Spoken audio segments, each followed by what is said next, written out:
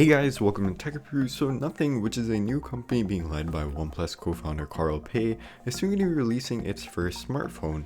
TechCrunch had reported that Nothing has been working on the phone for over a year, and it is also believed that Carl Pei has shown the device off to company executives such as the executives at Qualcomm at the Mobile World Congress event in Barcelona.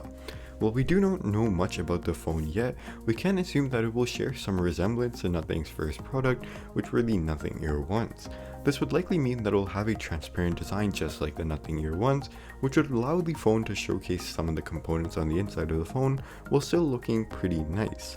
The Nothing Ear ones also came in at a really interesting price of $99 but they still managed to pack in features that you would only find on more expensive earbuds, such as noise cancelling and great sound quality, with also pretty decent battery life.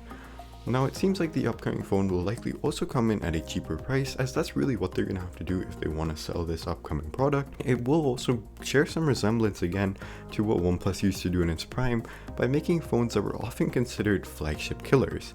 So it seems likely that Nothing is going to be doing what OnePlus was doing in its past, and that obviously makes a lot of sense, as in a way Carl Pei has already done this once. He's already started a company from the bottom and basically brought it up to what a massive company OnePlus is now.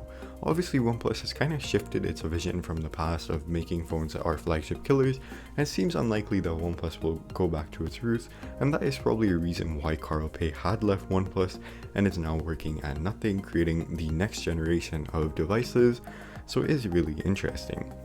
Carl Pei has also said in the past that Nothing in the future is soon going to offer an ecosystem of devices, and it seems like they basically want to do what Apple is doing in a way by offering a whole lot of different products that are connected to each other. I'm hoping that Nothing will be able to do this while also bringing in products at pretty decent prices and offering those flagship killers, as that's really going to be what helps Nothing grow.